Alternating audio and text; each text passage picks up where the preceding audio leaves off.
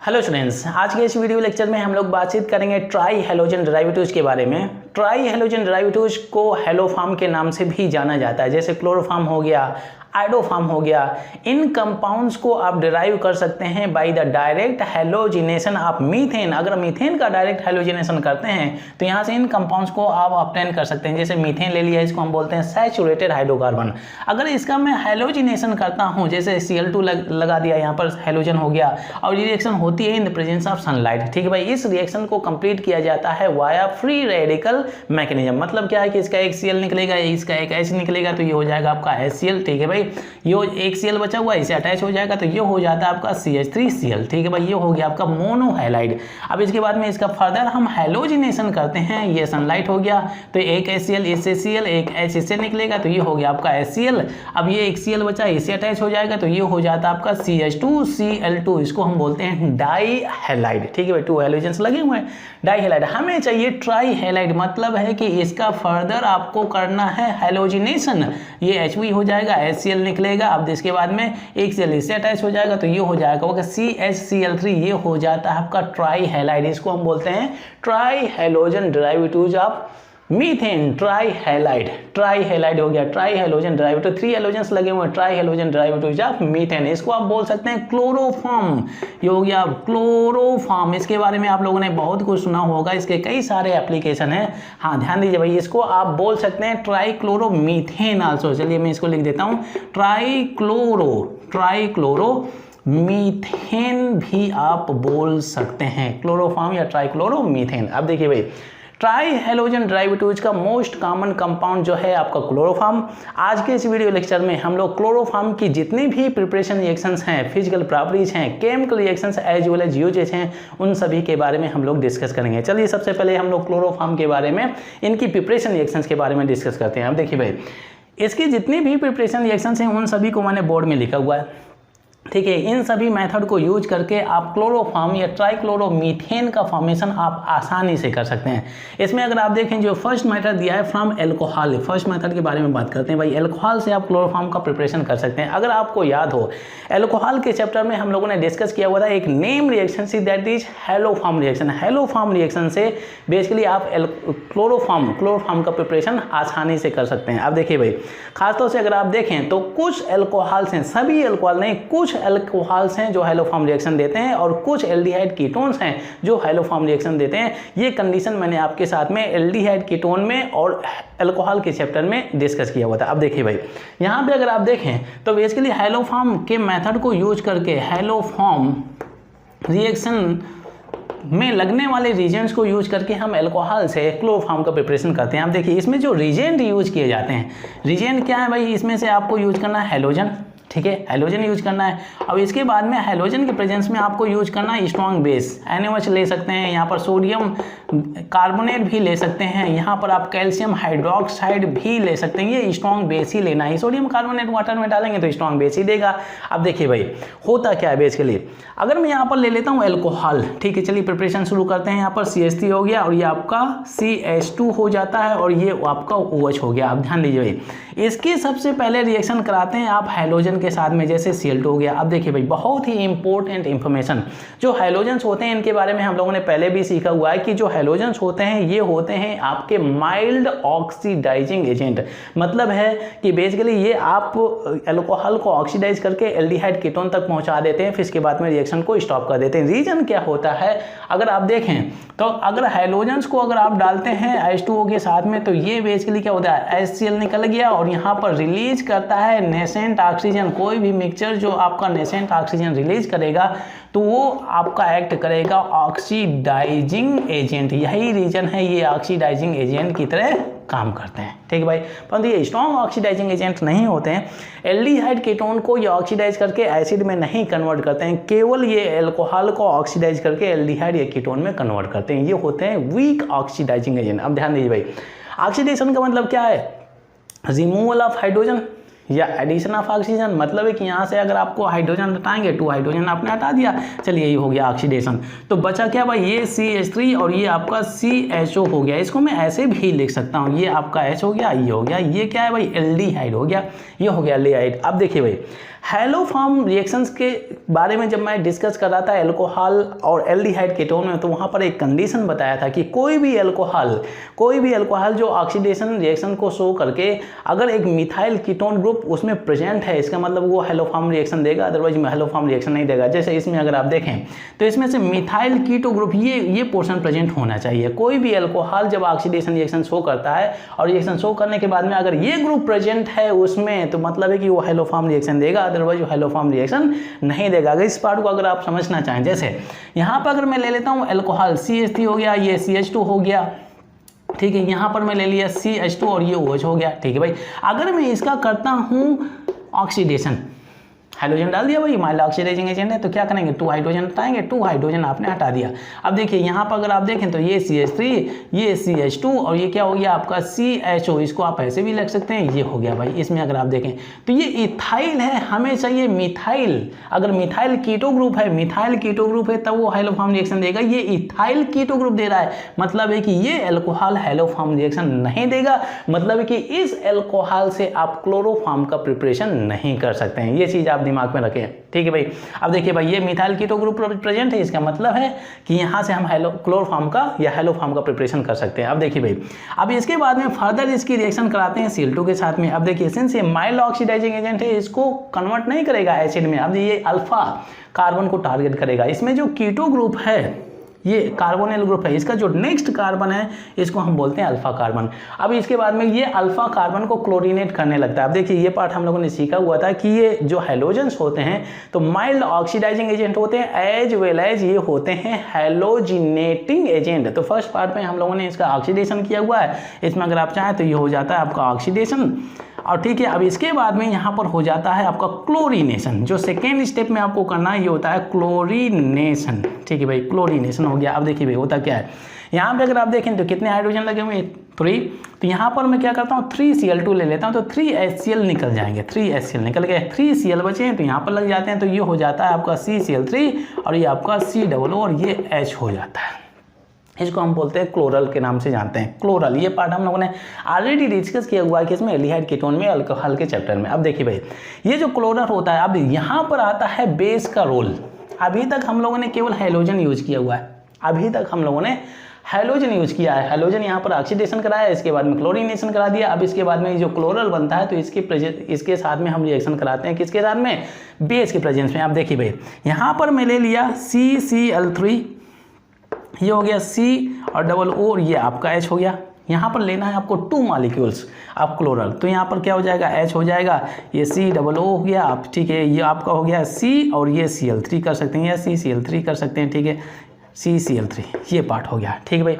यहाँ पर आपको यूज करना है बेस कैल्शियम हाइड्रोक्साइड। चलिए मैं कैल्शियम हाइड्रोक्साइड एक स्ट्रॉन्ग बेस ले लेता हूँ, तो कैल्शियम हाइड्रोक्साइड को मैं ऐसे भी लिख सकता हूँ, ये कैल्शियम हो गया भाई, ये O हो गया, ये H हो गया और ये आपका O हो गया और ये आपका H हो गया। ध्यान दीजिए, बहुत ही इंपॉर्टेंट, बहुत ही ईजी रिएक्शन ही है, बहुत ही आसानी से इन रिएक्शन को समझ सकते हैं। अब देखिए भाई होता क्या है, इसमें अगर आप देखें कैल्शियम हाइड्रोक्साइड इसके 2 OH है, तो दोनों OH को मैंने मेंशन कर दिया, एक OH इधर है, एक OH इधर है। अब देखिए भाई, ये अगर इस पोर्शन की ब्रेकिंग इस तरह से होती है तो ये CHCl3 ये क्लोरोफॉर्म बन गया, यहाँ पर ये पोर्शन ऐसे सेपरेट हो जाता है तो CHCl3, तो यहाँ पर आपको मिल जाते हैं 2 मॉलिक्यूल्स ऑफ CHCl3। लीजिए आपका क्लोरोफॉर्म मिल गया, ये क्लोरोफॉर्म का फॉर्मेशन हो जाता है। बहुत ही इंटरेस्टिंग और मज़ेदार रिएक्शन है। अब देखिए भाई यहाँ पर होता क्या है, इसमें अगर आप देखें तो ये ऑक्सीजन है, ये ऑक्सीजन इस कार्बन से अटैच होगा, ठीक है भाई, ये ऑक्सीजन इस कार्बन से अटैच होगा, क्योंकि इस कार्बन का बॉन्ड ब्रेक हो रहा है ना, तो ये हो जाएगा आपका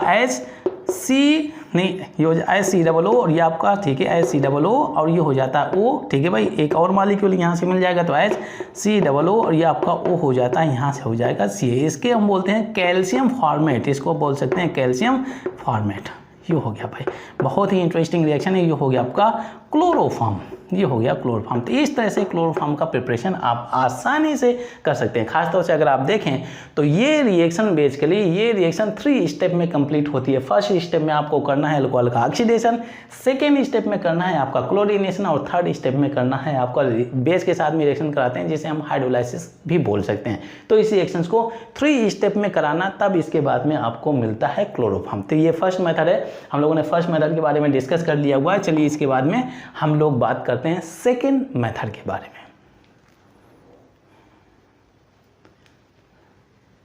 सेकेंड प्रिपरेशन रिएक्शन है that is from ketone. Aldehyde भी यूज कर सकते हैं, एल्डिहाइड को भी यूज करके आप यहाँ से क्लोरोफॉर्म का प्रिपरेशन कर सकते हैं।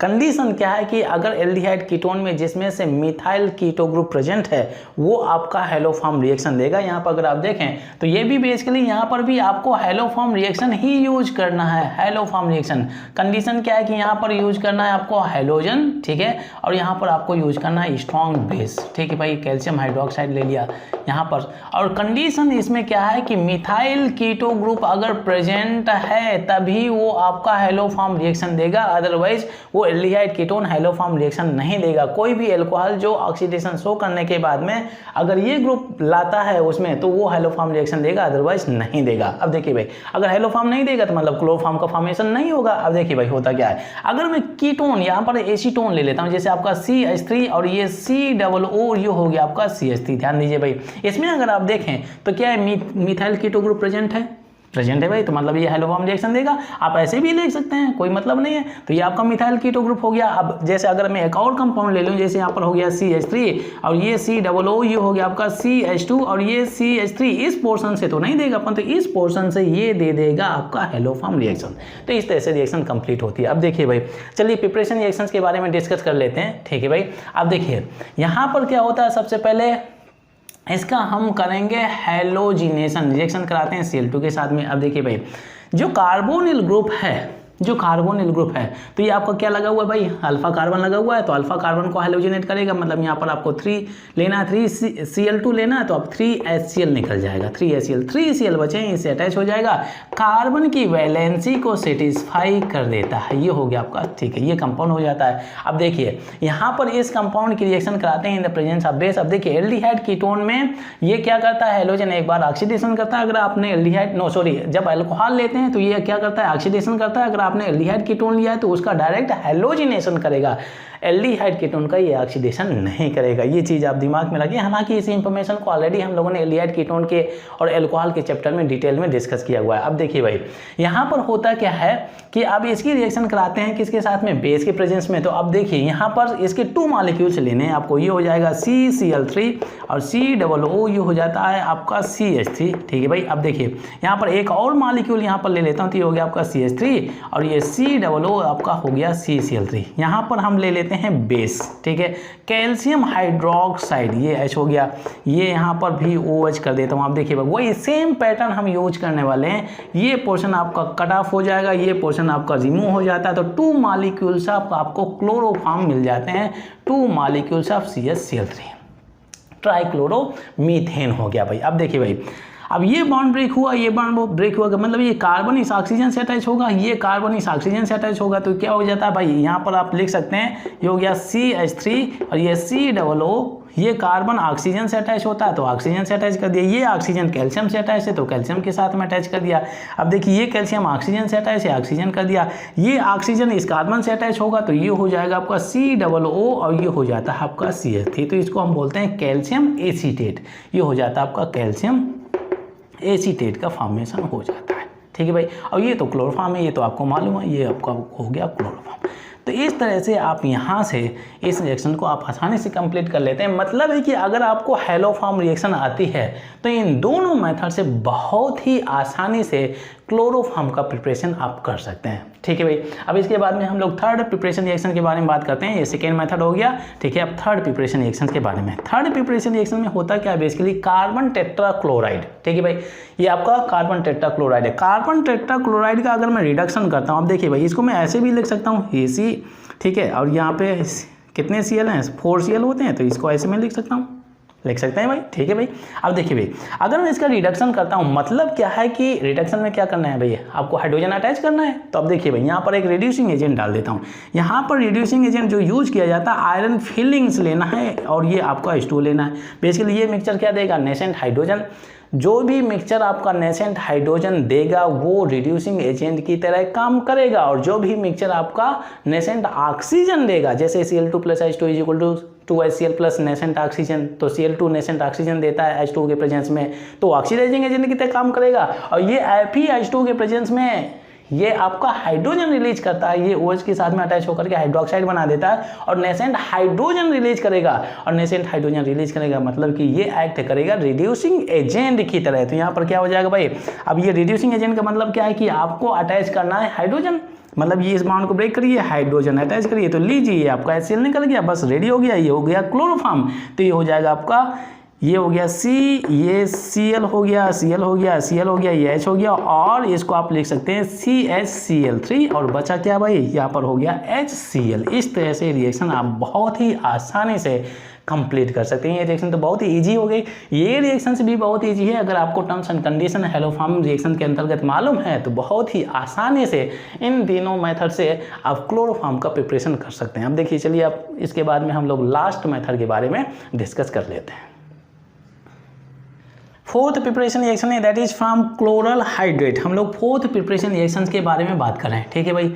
जो क्लोरल हाइड्रेट का केमिकल फार्मूला होता है, ये होता है CCl3 और ये CHOH का होल ट्वाइस, ठीक है भाई। अब ध्यान दीजिए भाई, अगर मैं इसका स्ट्रक्चर लिखूं तो कुछ ऐसे हो जाता है CCl3, या हम ऐसे कर सकते हैं, ये C और ये Cl हो गया, Cl हो गया, 3Cl है, ठीक है। इसके बाद में ये CH हो गया। अब देखिए यहाँ पर हमने कर दिया OH और ये हो गया OH। अब देखिए भाई, एक ही कार्बन से एक से अधिक OH लगे हुए, हम लोगों ने सीखा हुआ है कि अगर एक ही कार्बन से एक से अधिक हाइड्रोक्सिल ग्रुप लगे होते हैं मतलब है कि वो कंपाउंड अनस्टेबल हो जाता है, मतलब है कि ये अनस्टेबल होना चाहिए, परंतु ये ऐसा नहीं है, अनस्टेबल नहीं है, ये कंपाउंड स्टेबल है। अब देखिए भाई, होता क्या है कि अगर एक से अधिक हाइड्रोक्सिल ग्रुप लगे हैं तो वहाँ पर अनस्टेबिलिटी आ जाती है, तो H2O हम निकालते हैं। तो यहाँ पर हम H2 क्या निकाल सकते हैं, H2 अभी नहीं निकालेंगे। अब ध्यान दीजिए भाई, होता क्या है बेसिकली इसमें, अगर आप देखें तो इसमें होता है इंट्रामोलिकुलर हाइड्रोजन बॉन्डिंग। ये आपका H हो गया, ऐसे कर देते हैं, इसके बाद में इसको हम H का ऐसे कर देते हैं। अब देखिए यहाँ पर होता क्या है, ये इंट्रामोलिकुलर हाइड्रोजन बॉन्डिंग हो जाता है। तो ये होता है आपका इंट्रामोलिकुलर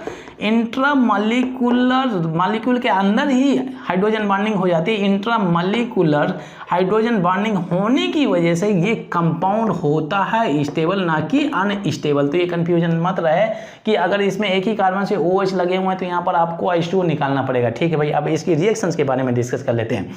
यहाँ पर ये कंपाउंड में ले लेता हूँ, जैसे आपका C, ठीक भाई, ये CCl3 हो गया, ये CH हो गया, यहाँ पर OH हो गया और ये आपका OH हो गया, ठीक है भाई। अब ध्यान दीजिए, इसकी रिएक्शन कराते हैं आप कॉन्सनट्रेट NaOH के साथ में। अब देखिए रिएक्शन कैसे कंप्लीट करना है, बहुत इजी पार्ट है। ये पार्ट आपका CCl3, ये हाइड्रोजन निकलेगा, ठीक है भाई। इसकी ब्रेकिंग आपको यहाँ से करनी है, तो ये हो जाएगा आपका CHCl3, ठीक है भाई। यहाँ से आप एक वाटर मॉलिक्यूल निकाल देंगे तो ये हो गया आपका H2 निकल गया, ये H2। अब देखिए भाई, अगर वाटर मॉलिक्यूल निकालेंगे तो ये कार्बोनिल ग्रुप में कन्वर्ट हो जाएगा, ये डबल बॉन्ड O हो जाएगा, क्योंकि ऑक्सीजन ही तो बचा ना इधर। अब इसके दो बॉन्ड ब्रेक हैं, तो होता क्या है बेसिकली, ये हो गया आपका H, ठीक है, ये H हो गया और ये C हो गया, ये C हो गया।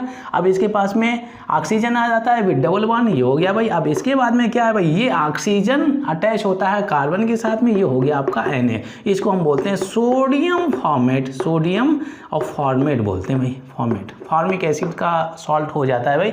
इस तरह से इस रिएक्शन को आप आसानी से कंप्लीट कर सकते हैं। हाँ, इसमें कंफ्यूजन मत हो, ये आपका अनस्टेबल नहीं रहेगा, स्टेबल रहेगा, क्योंकि इसमें से इंट्रामोलिकुलर मॉलिक्यूल के विधिन ही हाइड्रोजन बॉन्डिंग होने की वजह से ये स्टेबल मोड में रहता है, ठीक है भाई। चलिए इसके बाद में हम लोग इनकी फिजिकल प्रॉपर्टीज के बारे में डिस्कस कर लेते हैं। नेक्स्ट है physical properties of chloroform. Under physical properties हम लोग क्लोरोफॉर्म की फिजिकल स्टेट के बारे में, सॉल्युबिलिटी के बारे में, बॉइलिंग पॉइंट के बारे में और इसकी टॉक्सिसिटी के बारे में डिस्कस करेंगे। अगर मैं फिजिकल स्टेट के बारे में बात करूं तो बेसिकली फर्स्ट पॉइंट ये हो जाता है आपका फिजिकल स्टेट, ठीक है भाई। तो ये जो आपके क्लोरोफॉर्म होते हैं तो लिक्विड फॉर्म में रहता है, ये होता है आपका colourless and sweet smelling liquid होता है। तो यहाँ पर मैं लिख देता हूँ, ये आपका जो CHCl3 होता है तो ये होता है आपका कलरलेस और ये हो गया आपका स्वीट स्मेलिंग लिक्विड होता है भाई, ठीक है भाई। ये पार्ट हो गया।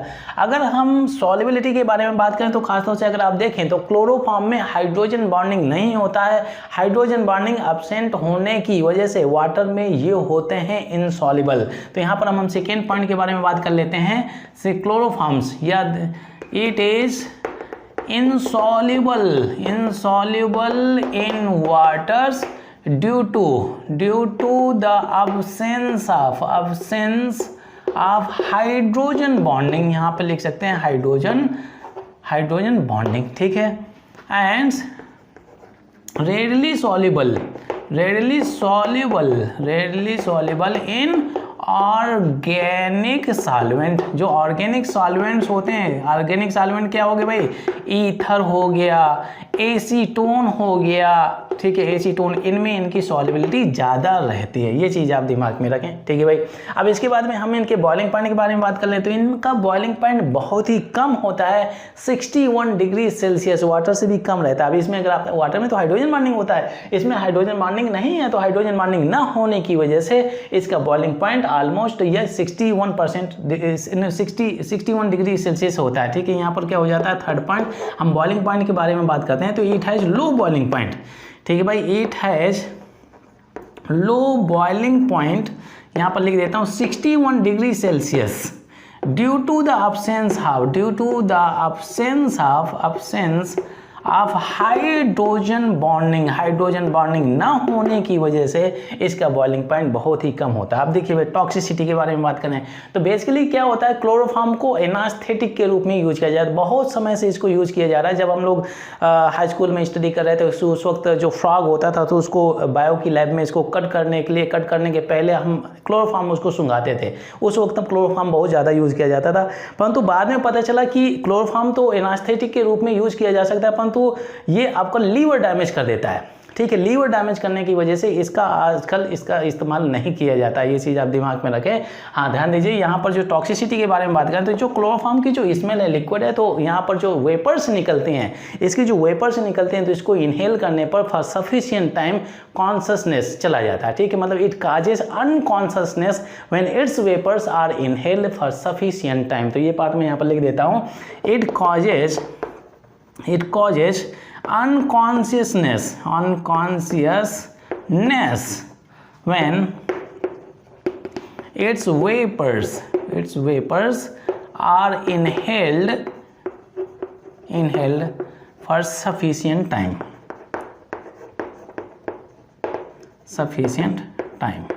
ये पार्ट हो गया, ये चीज़ आप दिमाग में रखें, ठीक है। तो इसकी कुछ सेलेक्टिव फिजिकल प्रॉपर्टीज हो गई। चलिए अब इसके बाद में हम लोग इनके केमिकल रिएक्शंस के बारे में डिस्कस करते हैं।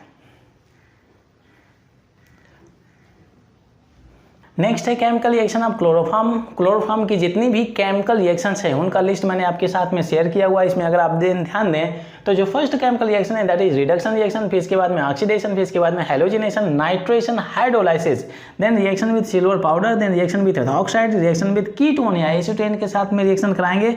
ये जो आपका क्लोरोफॉर्म होता है अल्फा एलिमिनेशन रिएक्शन भी शो करता है, ये कैसे शो करता है ये पार्ट हम लोग डिस्कस करेंगे। अब इसके बाद में जो आपकी जो दो रिमेनिंग जो रिएक्शन है, जो नेम रिएक्शन है, बहुत ही इंपॉर्टेंट रिएक्शन है, राइमर टाइमर रिएक्शन हो गया और ये कार्बिल अमाइन रिएक्शन हो गया। यहाँ से कई बार क्वेश्चन आपके जेईई मेन में, एडवांस में भी क्वेश्चन पूछे जा चुके हैं और नीट में तो कई बार यहाँ से क्वेश्चन आपको मिलेंगे। आप देखिए भाई, चलिए हम सबसे पहले फर्स्ट रिएक्शन के बारे में बात करते हैं, that is reduction reaction. Reduction reaction का मतलब क्या है, यहाँ पर आपको यूज करना है रिड्यूसिंग एजेंट, ठीक है भाई। और रिडक्शन में हम क्या करते हैं, addition of hydrogen, removal of oxygen. चलिए यहाँ पर हम फर्स्ट केमिकल रिएक्शन के बारे में डिस्कस कर रहे हैं। अब देखिए भाई, यहाँ पर मैं ले लेता हूँ क्या, क्लोरोफॉर्म, ये हो गया आपका, ये हो गया Cl, चलिए इसको हम ऐसे भी लिख देते हैं, ये Cl हो गया आपका, ये H हो गया, ठीक है भाई।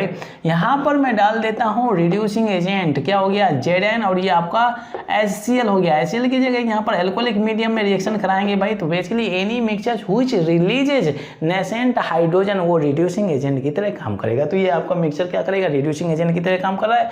अब देखिए भाई, यहाँ पर ये हो गया आपका रिड्यूसिंग एजेंट, और रिड्यूसिंग एजेंट का मतलब क्या है, आपको क्या करना है भाई, हाइड्रोजन का एडिशन करना है। तो एक हाइड्रोजन यहाँ पे अटैच करिए, एक हाइड्रोजन यहाँ पे अटैच करिए, तो ये आपका HCl निकल गया, ये हो गया आपका HCl, ठीक है भाई। रिडक्शन में हम लोग करते क्या है, हाइड्रोजन ही अटैच करते हैं, तो ये हो गया CH2Cl2, ये हो गया डाई हैलाइड CH2Cl2, लीजिए डाई हैलाइड का फॉर्मेशन हो जाता है। बहुत ही ईजी तरीके से आप रिएक्शन को कंप्लीट कर सकते हैं। अब देखिए भाई, यहाँ पर एक और इंपॉर्टेंट पार्ट आपको दिमाग में रखना है, अगर आपने HCl की जगह पर आपने वाटर लिया हुआ है तब भी वो रिड्यूसिंग एजेंट की तरह काम करेगा, तो ये कुछ ज़्यादा ही रिडक्शन शो करेगा। अब देखिए भाई, यहाँ पर अगर मैं ले लेता हूँ Cl, ये हो गया आपका C, ठीक है, ये हो गया आपका Cl, ये आप हो गया आपका Cl, ये हो गया आपका H। ठीक है भाई, यहाँ पे अगर आपने लिया है Zn तो यहाँ पर क्या करेंगे, जितने भी Cl है उनको सभी को हटा देगा। बॉन्ड ब्रेक करिए, हाइड्रोजन अटैच करिए, बॉन्ड ब्रेक करिए, हाइड्रोजन अटैच करिए। ठीक है भाई, ये बॉन्ड ब्रेक करिए, हाइड्रोजन अटैच करिए। तो अब देखिए ये क्या हो गया CH4, तो ये हो जाता है आपका CH4।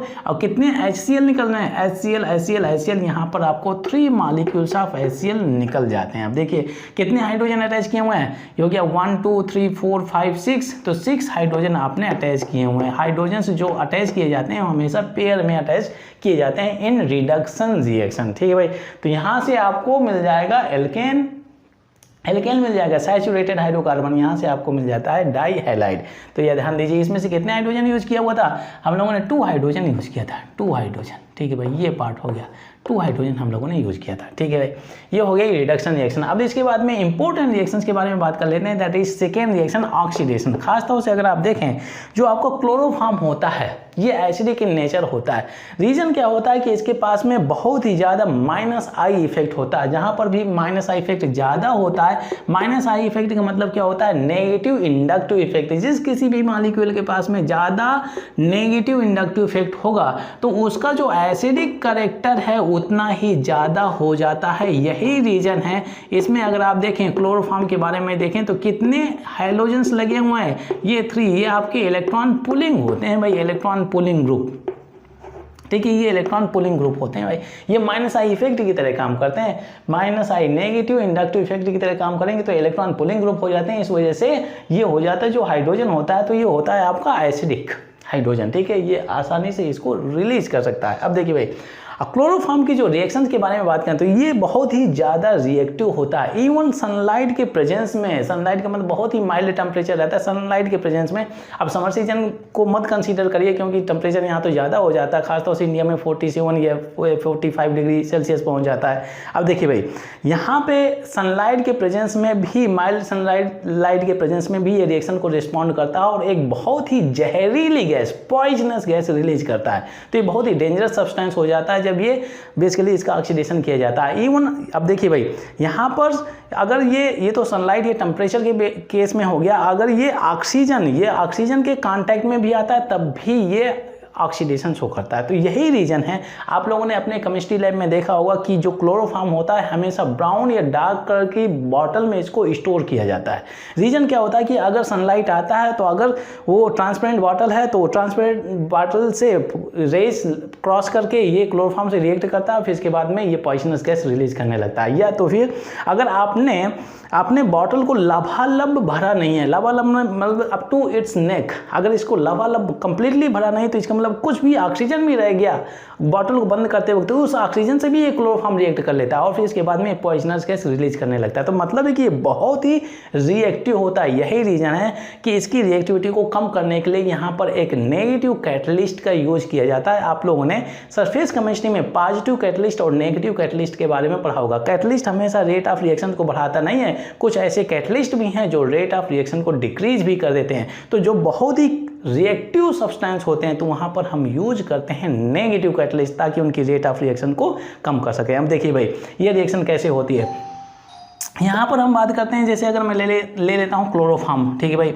ये हो गया आपका Cl3 या इसको अब ऐसे कर लेते हैं C, ये Cl3 हो गया, ये H हो गया। ठीक है भाई, अब इसका हम करते हैं ऑक्सीडेशन। ठीक है भाई, ऑक्सीडेशन कर रहे हैं, ये ऑक्सीडेशन करने हैं। अब देखिए भाई, ऑक्सीडेशन या यहाँ पर मैं ऑक्सीडेशन करने वाला हूँ। ठीक है भाई, अब देखिए यहाँ पर आप HV ले सकते हैं, HV हो गया, चाहे UV हो गया, UV। अब देखिए सनलाइट के प्रेजेंस में रिएक्शन होती है या हम ऑक्सीडेशन करते हैं। अब देखिए भाई, आप लोगों ने सीखा होगा कि जब कभी भी हम एल्डिहाइड का ऑक्सीडेशन करते हैं, किसमें, एसिड में, ये कीटोन का तो ऑक्सीडेशन नहीं होता है नॉर्मल कंडीशन में। अगर देखिए, अगर मैं एल्डिहाइड का ऑक्सीडेशन करता हूँ, जैसे आपका हो गया CH3 और ये COO, ये हो गया आपका H। ठीक है भाई, अगर हम ऑक्सीडाइजिंग एजेंट यूज करके इसका ऑक्सीडेशन करते हैं तो हम इस रिएक्शन को कैसे कंप्लीट करते हैं। ऑक्सीडेशन का मतलब क्या है कि addition of oxygen, removal of hydrogen. तो यहाँ पर इस रिएक्शन को कंप्लीट करने के लिए आप कार्बन और हाइड्रोजन के बीच में ऑक्सीजन का एडिशन करते हैं। कार्बन और हाइड्रोजन के बीच में ऑक्सीजन ऐड करते हैं तो ये हो जाता है आपका CH3 और ये COO ये हो जाता है ONH होता है। तो इस तरह से रिएक्शन कंप्लीट करते हैं।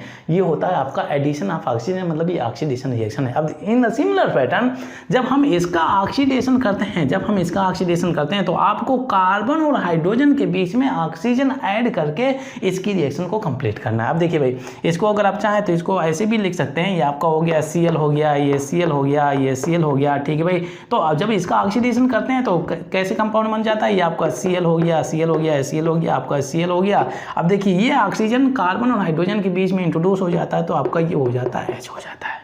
इस तरह से रिएक्शन कंप्लीट होती है। अब देखिए भाई, अब देखिए हीटिंग तो डला हुआ है, हीटिंग की वजह से आपका ये HCl एंट्रोपी को सपोर्ट करने के लिए HCl के फॉर्म में ये गैस निकल जाता है, HCl निकल गया। अब देखिए भाई, अब यहाँ पर क्या बचा हुआ है, ये क्या बचा हुआ है, ऑक्सीजन बचा हुआ है, वही डबल बॉन्ड में आएगा क्योंकि ये भी बॉन्ड ब्रेक हो रहा है, ये भी बॉन्ड ब्रेक हो रहा है। तो ये हो गया आपका Cl, ये हो गया Cl और यहाँ पर C डबल बॉन्ड हो जाता है। ये पोर्शन होता है बहुत ही जहरीली गैस जिसे हम बोलते हैं फॉस्जीन, ये हो गया फॉस्जीन, ठीक है भाई। ये होती है पॉइजनस गैस होती है, ये चीज़ आप दिमाग में रखें, ये होती है आपकी पॉइजनस गैस। तो यही रीज़न है कि बेसिकली जब इसका ऑक्सीडेशन होता है बहुत ही जल्दी इजी कंडीशन में इसका ऑक्सीडेशन हो जाता है, इसके बाद में ये जहरीली गैस रिलीज करता है। अब देखिए, जहरीली गैस ना बनाए तो यहाँ पर हम यूज करते हैं नेगेटिव कैटलिस्ट 1% इथाइल अल्कोहल का यूज करते हैं। अब देखिए भाई, इसमें 1% मतलब कैटलिस्ट की क्वांटिटी बहुत ही कम यूज करते हैं। आप लोगों ने ऑलरेडी पढ़ा हुआ कैटलिस्ट, ये बेसिकली ये रिएक्शन में पार्टिसिपेट करता है परंतु रेट ऑफ रिएक्शन को इंक्रीज कर देता है। इसका कंजप्शन नहीं होता है, मतलब जितना क्वांटिटी है तो लास्ट में उतना ही क्वांटिटी आपको मिल जाएगा। अब देखिए भाई, होता क्या है यहाँ पर, अगर यहाँ पर हम यूज करते हैं इथाइल अल्कोहल 1% तो देखिए ये जो फॉर्चून गैस जैसे ही बनता है, यहाँ पर मैं ले लेता हूँ Cl, ठीक है, ये हो गया Cl और ये आपका COO हो गया। अब यहाँ पर ले लेते हैं C2H5 और ये आपका OH हो जाता है। यहाँ पर 2 मॉलिक्यूल्स लेना है क्योंकि 2Cl है तो ये 2Cl और इसके दो हाइड्रोजन निकल करके आपका HCl में निकल जाता है, HCl में। अब देखिए भाई, बचा क्या है यहाँ पर, इसके 2 बॉन्ड ब्रेक हुए हैं, ये 2 बॉन्ड ब्रेक हुए हैं तो यहाँ पर ये ऑक्सीजन इस कार्बन से अटैच होगा तो ये हो जाता है आपका C हो गया, ये डबल बॉन्ड हो गया भाई। अब देखिए, इसके 2 बॉन्ड ब्रेक हुए हैं, 2 बॉन्ड ब्रेक हुए हैं।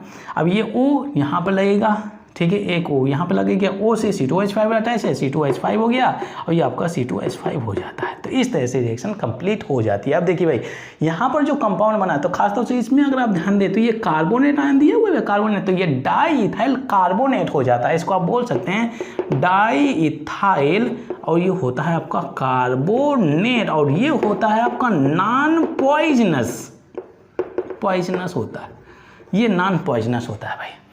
अब देखिए भाई, ये पॉइजनस है जब आप इसमें डाल देते हैं 1% एथाइल अल्कोहल तो ये कन्वर्ट कर देता है किसमें, नॉन पॉइजनस में। तो ये रिएक्शन बहुत ही इंटरेस्टिंग रिएक्शन है, मतलब है कि क्लोरोफॉर्म जो बहुत ही रिएक्टिव सब्सटेंस होता है बहुत ही इजीली इसका ऑक्सीडेशन हो जाता है। इवन सनलाइट के प्रेजेंस में, इवन ऑक्सीजन के टच में आता है तो तुरंत ऑक्सीडेशन होता है, रिलीज करता है पॉइजनस गैस। जब आप इसमें एथाइल अल्कोहल डाल देते हैं तो यहाँ पर ये जहरीली गैस को, ये पॉइजनस गैस को कन्वर्ट कर देता है नॉन पॉइजनस सब्सटेंस में। इस तरह से इसकी रिएक्शन होती है। चलिए इसके बाद में हम लोग इसकी नेक्स्ट रिएक्शन के बारे में डिस्कस करते हैं।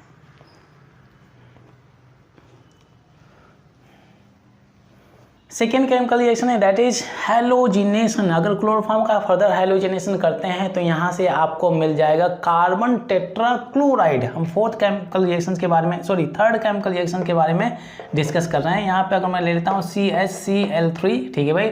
यहाँ पर अगर आप इसका डायरेक्ट हैलोजिनेशन करते हैं in the presence of sunlight तो होगा क्या, एक HCl निकल जाएगा, इसका एक Cl, इसका एक हाइड्रोजन जो एसिडिक हाइड्रोजन है और ये हो जाता है आपका CCl4। कहीं तो मैं HCl को इधर लिख देता हूँ, ये आपका HCl हो जाता है, ये हो गया आपका कार्बन टेट्राक्लोराइड, ठीक है। ये रिएक्शन हो गई भाई। अब इसके बाद में हम लोग नाइट्रेशन के बारे में बात करते हैं। तो नाइट्रेशन रिएक्शन, ये सल्फोनेशन रिएक्शन, ये सभी आपकी होती है इलेक्ट्रोफिलिक सब्स्टिट्यूशन रिएक्शन। अब देखिए भाई, नाइट्रेशन में हम लोग ये क्या यूज करते हैं, concentrate HNO3 as well as concentrate H2SO4, इनके प्रेजेंस में रिएक्शन होती है। और HNO3 को हम हमेशा OHNO2 के फॉर्म में रिप्रेजेंट करते हैं जब हम नाइट्रेशन के बारे में बात कर रहे हैं। हम लोग फोर्थ केमिकल रिएक्शन के बारे में बात करना है। अब देखिए भाई यहाँ पर हमने ले लिया, क्या ले लिया भाई, ये CCl3, इसको ऐसे कर लेता हूँ, ये CCl3 और ये आपका H हो गया, ठीक है भाई।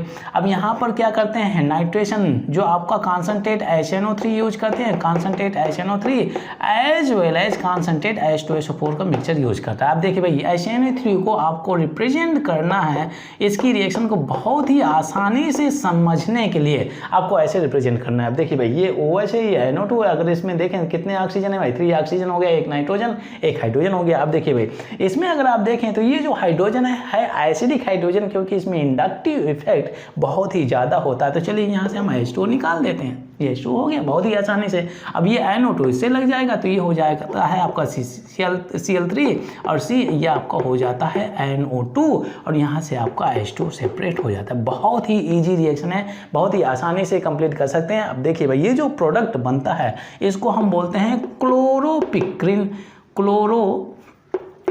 क्लोरोपिक्रिन बोलते हैं, क्लोरोपिक्रिन, ये सब्सटेंस का फॉर्मेशन होता है। अब देखिए भाई एक ऐसा कंपाउंड जिसमें से इतना ज़्यादा -I इफेक्ट लगा है परंतु इसका एसिडिक नेचर नहीं होता। हम लोगों ने सीखा है कि बहुत ही ज़्यादा -I effect, negative inductive effect लगा है तो एसिडिक करेक्टर बहुत ही ज़्यादा होना चाहिए, परंतु इसमें एक भी हाइड्रोजन नहीं है। प्रॉब्लम क्या है, इसमें एक भी हाइड्रोजन नहीं है तो -I इफेक्ट क्या करेगा, कुछ नहीं करेगा। तो इसकी वजह से ये होता है आपका, ये भी लिक्विड फॉर्म में होता है, ये होता है नॉन एसिडिक, यहाँ पे लिख सकते हैं नॉन एसिडिक, और ये होता है लिक्विड। अगर हाइड्रोजन होता, कहीं एक भी हाइड्रोजन होता तो बहुत ही स्ट्रॉन्ग एसिड में चला जाएगा, क्योंकि इसके पास में बहुत ही ज़्यादा -I नेगेटिव इंडक्टिव इफेक्ट लगा हुआ है। अब देखिए कोई भी हाइड्रोजन नहीं है तो नॉन एसिडिक हो जाता है। अब देखिए भाई ये जो क्लोरोपिक्रिन होता है तो इसको वार जोन में बेसिकली टीयर गैस के रूप में यूज किया जाता है, टीयर गैस के रूप में, ठीक है भाई। यहाँ पर ज़्यादा प्रोटेस्ट होता है, ठीक है, दंगा फसाद होता है तो वहाँ पर इसको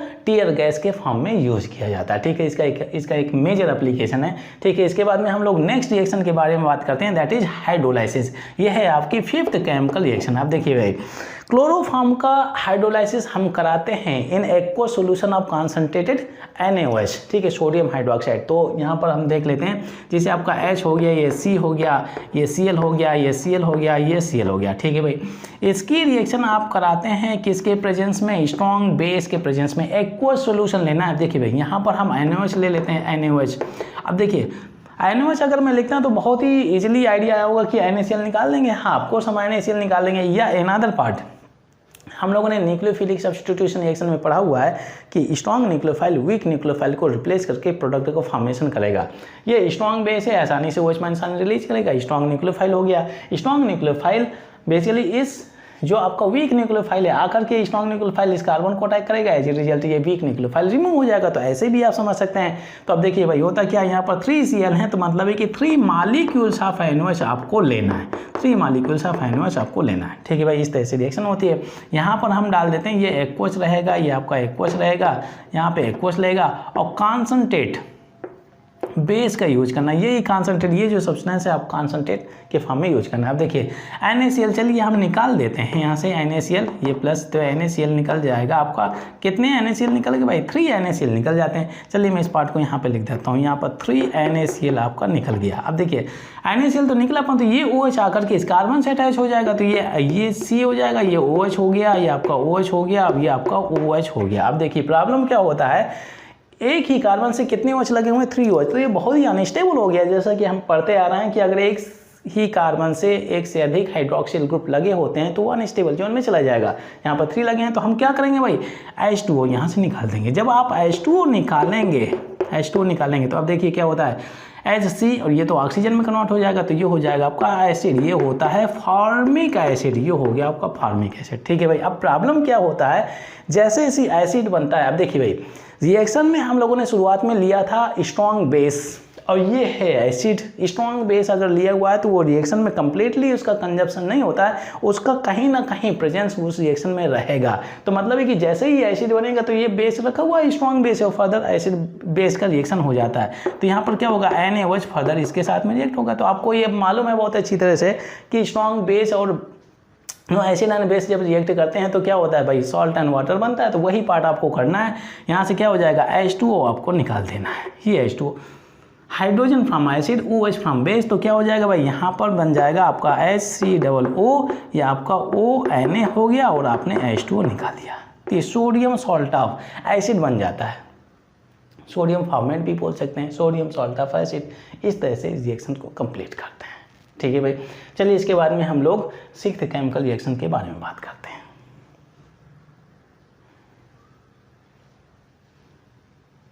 6th केमिकल रिएक्शन है रिएक्शन विद सिल्वर पाउडर। जब आप सिल्वर पाउडर के साथ में क्लोरोफॉर्म की रिएक्शन कराते हैं तो यहाँ से आपको मिलेगा अनसैचुरेटेड हाइड्रोकार्बन। ये रिएक्शन आप लोगों ने ऑलरेडी हाइड्रोकार्बन के चैप्टर में पढ़ी होगी।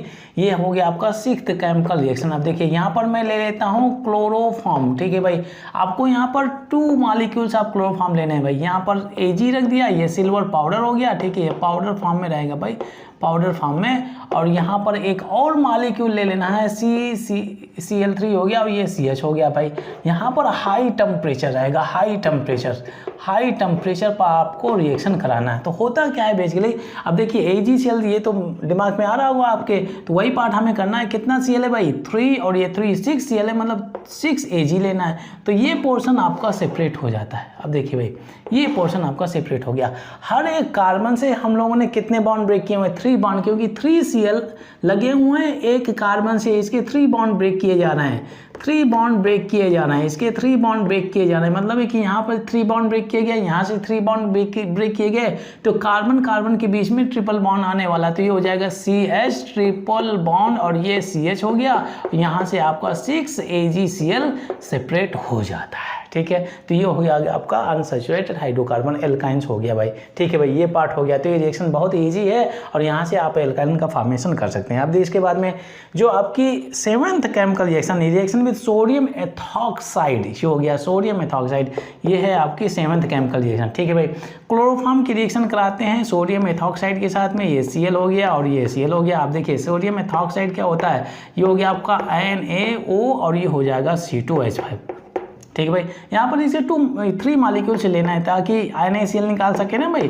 Na ये हो जाएगा आपको O और ये C2H5 हो जाएगा, ये प्लस हो जाएगा Na और O और ये C2H5 हो गया, ये एथॉक्साइड। ठीक है भाई, तो यहाँ से आप निकालिए NaCl, यहाँ से आप निकालिए NaCl, यहाँ से आप निकालिए NaCl, तो क्या हो जाता है भाई, 3 NaCl आपने निकाल दिया, 3 NaCl आपने निकाल दिया। अब देखिए भाई, ये ऑक्सीजन इस कार्बन से अटैच होगा, ये ऑक्सीजन इस कार्बन से अटैच होगा, ये ऑक्सीजन ये कार्बन से अटैच होगा, तो ये होगा आपका H और ये C, ये O हो जाएगा, ये O हो जाएगा, ये आपका O हो जाएगा। अब ये हो जाता है C2H5 और ये हो जाता है C2H5।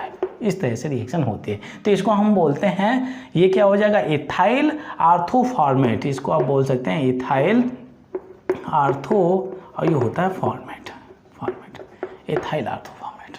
तो इस तरह से रिएक्शन इसकी कंप्लीट हो जाती है। ठीक है भाई, ये हो गया इथाइल फॉर्मेट।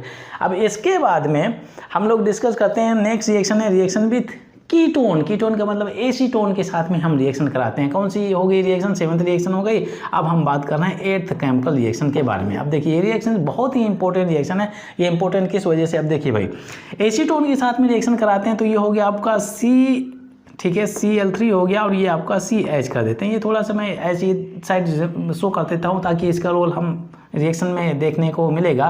अब देखिए होता है क्या है, यहाँ पर ले लेना है आपको एसीटोन, ये कीटोन हो गया आपका, ये CH3 हो गया और ये CH3 हो गया। और ये रिएक्शन होती है in the presence of strong base के प्रेजेंस में होती है। अब देखिए भाई होता क्या है, अगर इसको ईजिली अगर आप यहाँ से प्रोडक्ट का फॉर्मेशन करना चाहें तो क्या करेंगे भाई, इसकी बॉन्ड ब्रेकिंग होगी, तो इसकी बॉन्ड ब्रेकिंग जब आप करेंगे तो ये पार्शियल नेगेटिव, ये पार्शियल पॉजिटिव हो जाएगा, पार्शियल पॉजिटिव हाइड्रोजन पॉजिटिव और ये carbon is more electron negative हो जाएगा।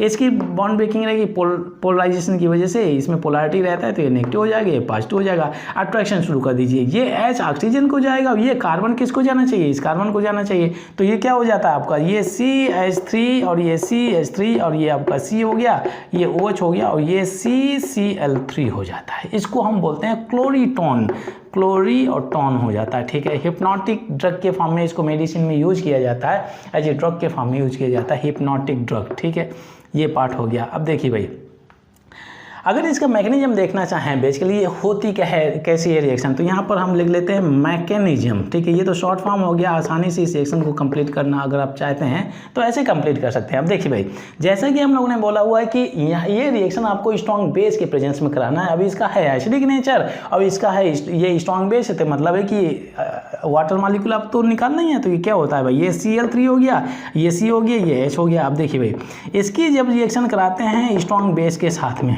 तो स्ट्रॉन्ग बेस की वजह से मतलब ये आसानी से OH- साइन रिलीज करेगा। अब इसके पास में इलेक्ट्रॉन डेंसिटी है। अब ये क्या है भाई, इसमें अगर आप देखें तो इलेक्ट्रॉन डेंसिटी, इसकी इलेक्ट्रॉन डेंसिटी ज़्यादा रहेगी क्योंकि इलेक्ट्रॉन पुल करने की क्षमता ज़्यादा है, मोर इलेक्ट्रोनेगेटिव देन हाइड्रोजन, तो आकर के ये एसिडिक प्रोटॉन को अटैक करेगा।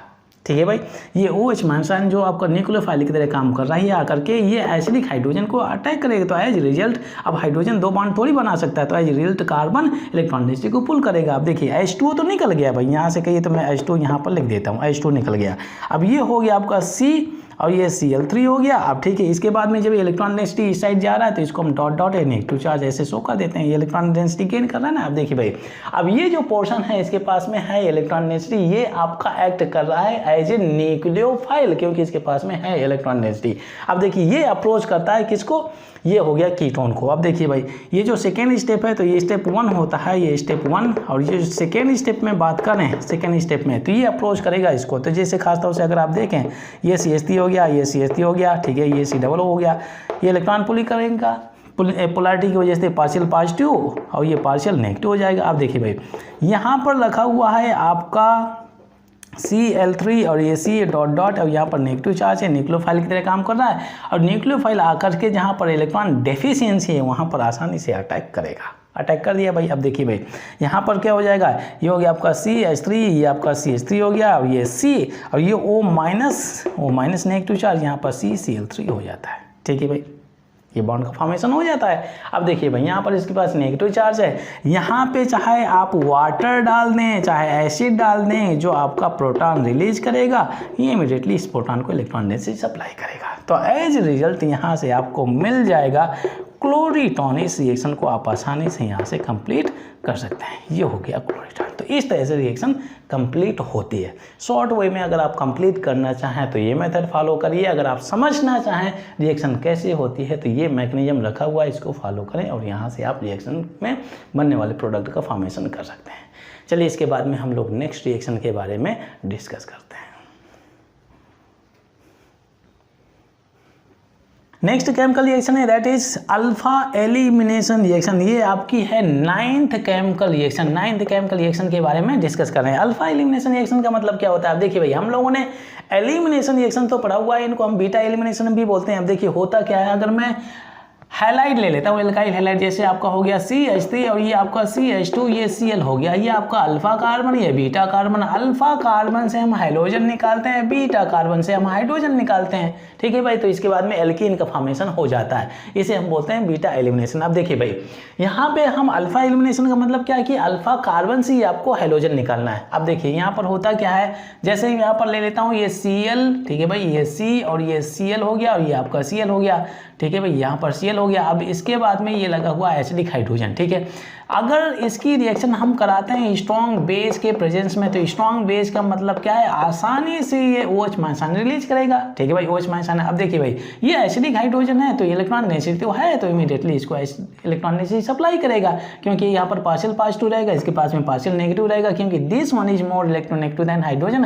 एज ए रिजल्ट हाइड्रोजन तो 2 बॉन्ड नहीं फॉर्म कर सकता ना भाई, तो इसके बाद में अब जब इसके साथ में ये बॉन्ड बनेगा तो ये इलेक्ट्रॉन डेंसिटी को कार्बन पुल कर लेता है, तो इसके पास में नेगेटिव चार्ज आ जाता है। H2O तो आपने निकाल दिया, H2O निकाल दिया भाई। अब ये कार्बन हो गया, ये आपका Cl हो गया, ये Cl हो गया, ये Cl हो गया। अब ये क्या है भाई, नेगेटिव चार्ज हम शो कर देते हैं, ये नेगेटिव चार्ज। अब देखिए यहाँ पर होता है अल्फा एलिमिनेशन। ये कार्बन है, अल्फा कार्बन है। अब होता क्या है, बेसिकली इसके पास में नेगेटिव चार्ज है।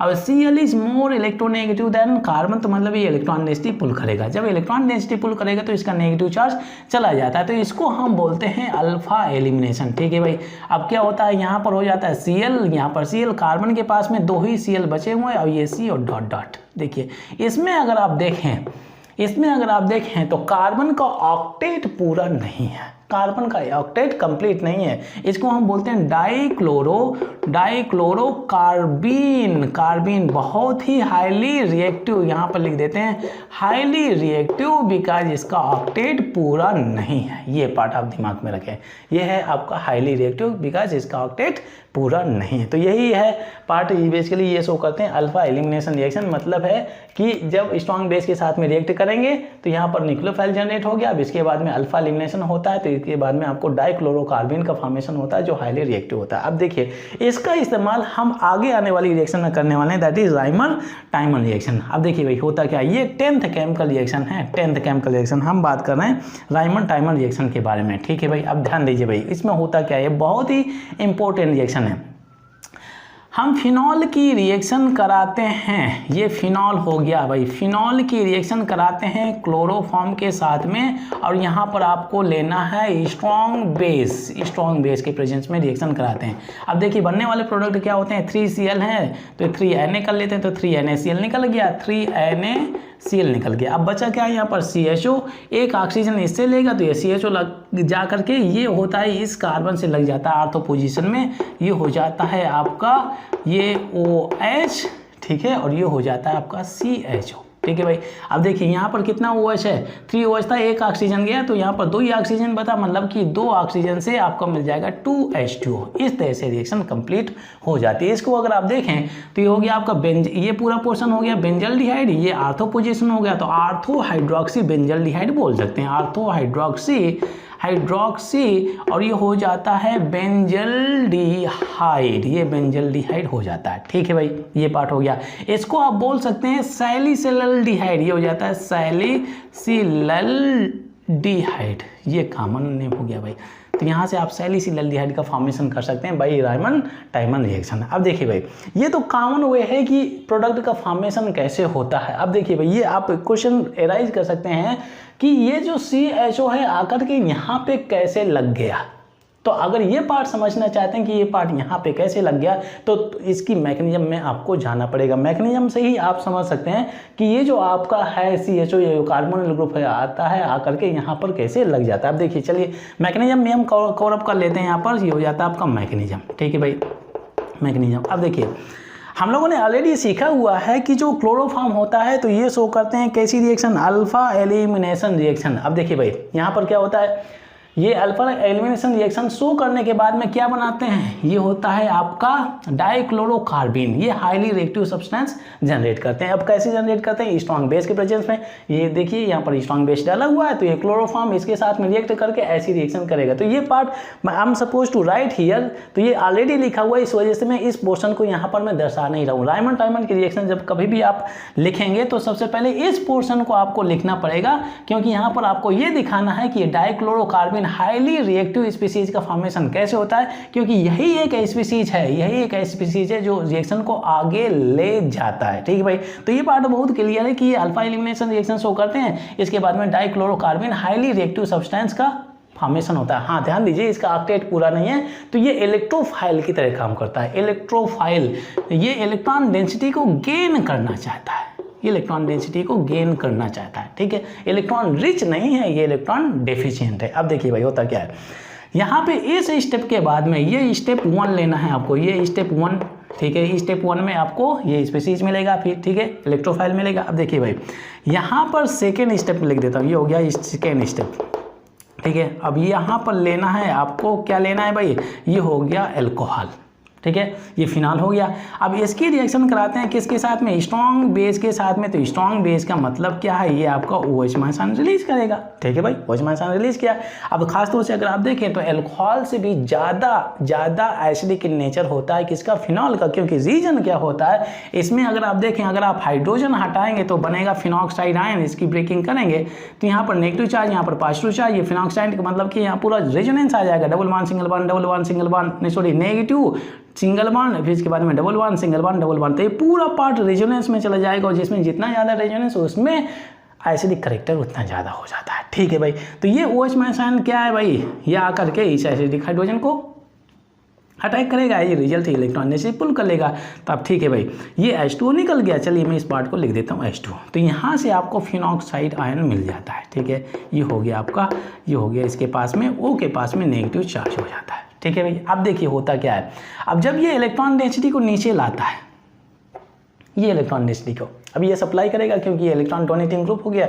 जब ये इलेक्ट्रॉन डोनेटिंग ग्रुप होता है तो अब देखिए जब ये इलेक्ट्रॉन डेंसिटी सप्लाई करेगा तो ये क्या हो जाएगा भाई, ये इलेक्ट्रॉन डेंसिटी इस साइड ब्रेक हो जाएगी उसी पर्टिकुलर पैटर्न में। तो होता क्या है, यहाँ पर हो गया आपका, ये हो गया आपका डबल बॉन्ड, ये O, ठीक है भाई, ये डबल बॉन्ड ये हो गया भाई। अब इसके बाद में यहाँ पर हो जाएगा नेगेटिव चार्ज, क्योंकि इलेक्ट्रॉन डेंसिटी पुल कर रहा है तो यहाँ पर हो जाएगा नेगेटिव चार्ज। ये बॉन्ड आपका सेफ है और ये बॉन्ड आपका सेफ है। अब देखिए भाई, अगर इसमें अगर आप देखें ये कौन सी पोजीशन है, आर्थो पोजीशन है, ये आर्थो पोजीशन है आपका, ये आर्थो पोजीशन है आपका इलेक्ट्रॉन रिच, और ये है आपका इलेक्ट्रॉन डेफिशिएंट। जो इलेक्ट्रॉन डेफिशिएंट है अब यहाँ पर इसका रोल आ जाता है, ये आप लिख सकते हैं ये Cl और ये आपका C और ये डॉट डॉट हो जाता है, यहाँ पर डॉट डॉट कर सकते हैं। ये इलेक्ट्रॉन डेफिशिएंट है, ये इलेक्ट्रॉन रिच है, आसानी से इलेक्ट्रॉन डेंसिटी इसको सप्लाई करेगा, ठीक है, आसानी से ये इलेक्ट्रॉन डेंसिटी सप्लाई करेगा। अब देखिए होता क्या है, यहाँ पर बेसिकली अगर आप देखें डबल बॉन्ड हो गया, क्योंकि जब ये इलेक्ट्रॉन डेंसिटी उतरती है तो यहाँ पर डबल बॉन्ड बनाएगा, ये ऑक्सीजन हो गया, ठीक है भाई। अब देखिए होता क्या है,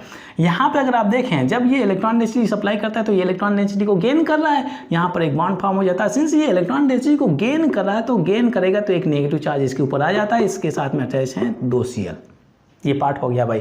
अब देखिए ये बॉन्ड सेफ है तो ये बॉन्डों को यहाँ पर मेंशन कर देता हूँ, ठीक है भाई। अब नेक्स्ट होता क्या है, नेक्स्ट में पोर्शन में अगर आप देखें तो यहाँ पे अगर आप देखें तो इस पोर्शन के पास में ये जो बेंजीन रिंग है एरोमेटिक करेक्टर है, इसमें एरोमेटिक करेक्टर, परंतु जब ये रेजोनेंस होता है तो एरोमेटिक करेक्टर डिस्टर्ब हो जाता है, और एरोमेटिसिटी से अगर कोई भी कंपाउंड स्टेबल है तो हाईली स्टेबल जोन में होता है, ठीक है। एरोमेटिक करेक्टर बहुत ही पावरफुल इफेक्ट रहता है। अब देखिए भाई इसकी स्टेबिलिटी गई हुई है तो अब ये अपनी स्टेबिलिटी को गेन करना चाहेगा, स्टेबिलिटी स्टेबल जोन में जाना चाहेगा। अब देखिए भाई इस कार्बन पर अगर फोकस करें तो इस कार्बन ने कितने बॉन्ड फॉर्म किए, 3 बॉन्ड फॉर्म किए, 3 बॉन्ड। कार्बन कितने बॉन्ड फॉर्म कर सकता है, 4 बॉन्ड। अब देखिए मतलब है कि यहाँ पर एक हाइड्रोजन प्रेजेंट है, यहाँ पर एक अगर आप देखें तो ये हाइड्रोजन प्रेजेंट है। अब देखिए खासतौर से अगर इस इलेक्ट्रॉन डेंसिटी को इधर पुल करते हैं तो यहाँ पर एक डबल बॉन्ड आएगा, तो क्या इसका एरोमेटिक करेक्टर कंप्लीट हो जाएगा? ऑफ कोर्स हो जाएगा, क्योंकि यहाँ पे अगर एक बॉन्ड आता है जब इलेक्ट्रॉन डेंसिटी ऐसे मूव करेंगे, ये मूव करेंगे तो यहाँ पर बॉन्ड आएगा, तो ये इसका क्या हो गया भाई, एरोमेटिक करेक्टर पूरा हो जाएगा, रेजोनेंस पूरा कॉन्जुगेशन में चला जाएगा, ठीक है। तो ये स्टेबल जोन में जाने के लिए क्या करेगा, इस इलेक्ट्रॉन डेंसिटी को पुल करेगा, इलेक्ट्रॉन डेंसिटी को पुल करेगा, ठीक है। अब देखिए जब पुल करेंगे तो हाइड्रोजन के ऊपर क्या हो जाएगा, पॉजिटिव चार्ज, ये पॉजिटिव चार्ज इस कार्बन के ऊपर जो रखा हुआ है नेगेटिव चार्ज अट्रैक्ट करेगा, ये अट्रैक्ट करने लगता है। अब देखिए भाई जब ये इलेक्ट्रॉन डेंसिटी इधर उतरेगी तो रिपल्सन की वजह से ये ऑक्सीजन अपनी इलेक्ट्रॉन डेंसिटी को पुल कर लेगा, ऐसे हो जाता है, ये इलेक्ट्रॉन डेंसिटी को पुल कर लेगा। अब देखिए भाई अब सिचुएशन क्या होती है, यहाँ पे अगर आप देखें तो ये हो गया भाई, ध्यान ये बॉन्ड सेफ है, ये बॉन्ड सेफ है, जो कहते हो। अब जब इलेक्ट्रॉन डेंसिटी इधर उतरती है तो यहाँ पे डबल बॉन्ड हो जाएगा, इसने इलेक्ट्रॉन डेंसिटी पुल की है तो इसके पास में केवल एक ही बॉन्ड बचा, परंतु रीजन क्या है, यहाँ पर एक नेगेटिव चार्ज आ जाता है क्योंकि इलेक्ट्रॉन डेंसिटी पुल कर रहा है। अब देखिए भाई ये हाइड्रोजन इस कार्बन के साथ में अटैच है तो ये CH कर सकते हैं, और ये आपका Cl और ये Cl हो गया। इस तरह से यहाँ पर इसका क्या है भाई, एरोमेटिक करेक्टर गेन हो जाता है, ठीक है भाई। अब ध्यान दीजिए, अब बेस तो डला हुआ है, अगर स्ट्रॉन्ग बेस है मतलब है कि रिएक्शन में उसका प्रेजेंस तो रहेगा ही रहेगा। अब यहाँ पर क्या होता है, NaOH डला हुआ है भाई, NaOH, ठीक है भाई, NaOH हो गया। अब देखिए यहाँ पर कितना है, Cl, 2 Cl है तो 2 मॉलिक्यूल्स आप ले लेते हैं ना, तो 2 NaCl निकल जाएगा, 2 NaCl।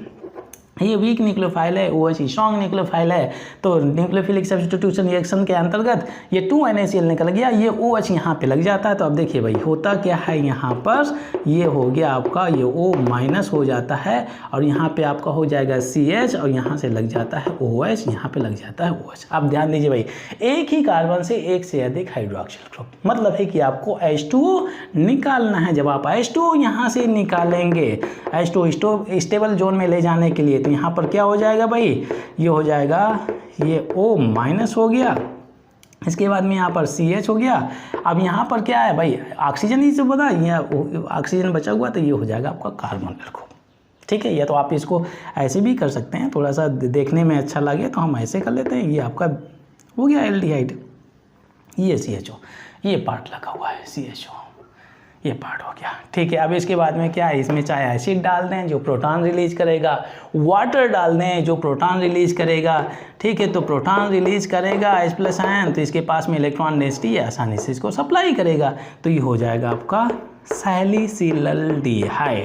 ये हो गया आपका सैलिसिलल्डिहाइड, ये हो गया भाई, ये प्रोडक्ट का फॉर्मेशन हो जाता है। तो ये रिएक्शन बहुत ही इंटरेस्टिंग है, मज़ेदार है और बहुत ही आसानी से समझ सकते हैं। आपको बहुत ही क्लियरली ये समझ में आ गया होगा कि मैकेनिज्म में बेसिकली हो क्या रहा है, किस डायरेक्शन में जा रहे हैं, और हर एक पॉइंट का एक लॉजिक है। वो लॉजिक आप लगा करके इस रिएक्शन में प्रोडक्ट का फॉर्मेशन आप दिखा सकते हैं कि ये यहाँ पर जो आपका लगा हुआ है CHO, ये ग्रुप यहाँ से इस ऑर्थो पोजीशन में कैसे लग जाता है, ठीक है।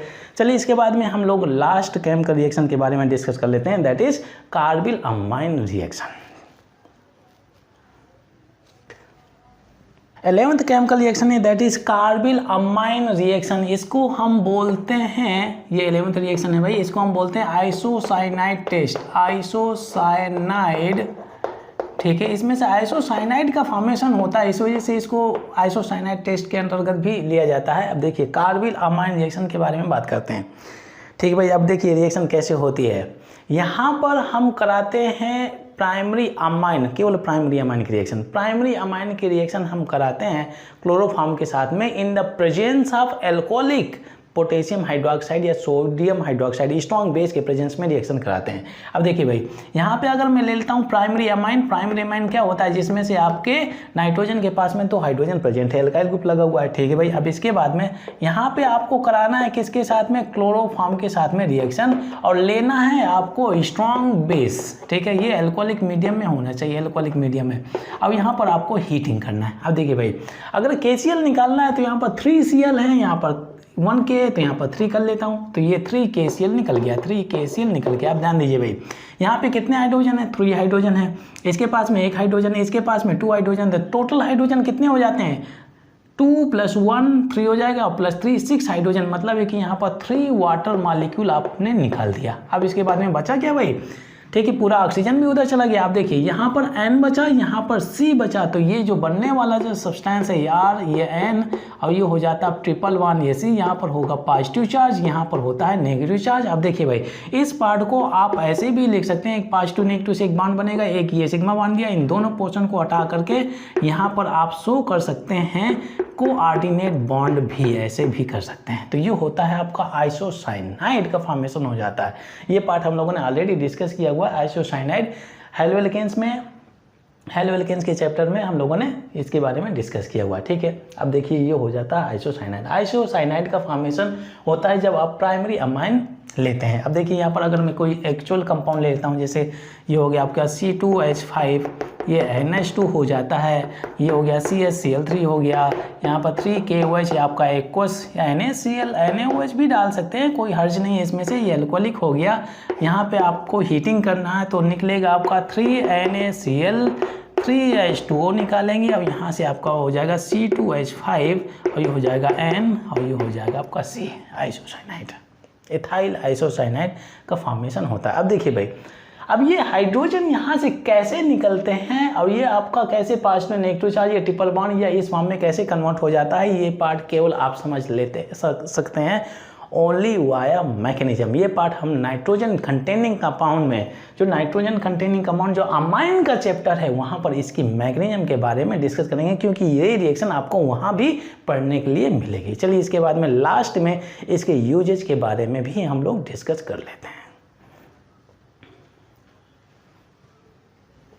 लास्ट में हम लोग डिस्कस करते हैं यूजेज ऑफ क्लोरोफॉर्म। इसके जितने भी यूजेज हैं उन पार्ट को मैंने यहाँ पर मेंशन किया हुआ है। अगर आप देखें तो इसको सॉल्वेंट के रूप में यूज किया जाता है। सॉल्वेंट जैसे ऑर्गेनिक मटेरियल है, जैसे आपका हो गया रबर हो गया, आयल्स हो गया, रेजिन्स हो गया, और इन सभी सब्सटेंस के लिए बेसिकली आयोडीन हो गया, इन सभी सब्सटेंस के लिए ये ऑर्गेनिक मटेरियल के लिए इसको यूज किया जाता है एज ए सॉल्वेंट, ठीक है। अब इसके बाद में एनास्थेटिक के रूप में भी यूज किया जाता था, अब नाउ डेज इसको यूज नहीं किया जाता क्योंकि ये लीवर डैमेज भी करता है, इस वजह से इसको अवॉइड किया जाता है। अब देखिए इसके बाद में in the manufacturing of chloral, ये देखा हुआ केमिकल रिएक्शन में क्लोरीटान, ये भी हम लोगों ने सीखा हुआ, क्लोरोपिक्रिन, इसका भी फॉर्मेशन किया जाता है। सैलिसिलल्डिहाइड, अभी रिसेंट में इसकी रिएक्शन को हम लोग ने डिस्कस किया था, तो इनके फॉर्मेशन प्रिजर्वेशन में इसका इस्तेमाल किया जा सकता है। लास्ट में यूज्ड एज प्रिजर्वेटिव, इसको preservative in the preservation of anatomical species होती हैं तो उनके प्रिजर्वेशन में इसको यूज किया जाता है। तो यहाँ पर होता है आपका try halogen derivatives of methane का कंक्लूजन। अब इसके बाद में हम लोग नए चैप्टर के साथ में एक नए वीडियो में मिलते हैं।